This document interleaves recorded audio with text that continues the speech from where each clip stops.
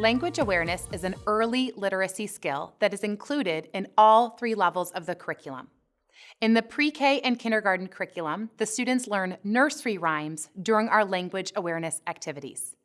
According to research, there is a strong link between the nursery rhyme knowledge of our preschool students and their future success in reading and in spelling.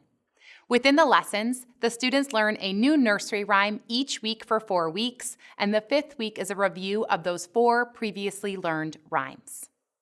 The nursery rhymes can be written out for students to demonstrate one-to-one correspondence between spoken words and print.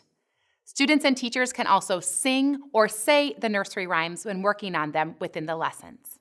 In the kindergarten and primary curricula, the early literacy skill of language awareness begins with students repeating sentences aloud and counting the words in the sentence. These sentences would not be written in print, but rather the teacher would say the sentence aloud and the students would repeat. An example would be this: I love books. And the students would repeat, I love books, and count the words, I love books. We work with sentences that have multisyllabic or compound words in them as well, like the weather is warm today.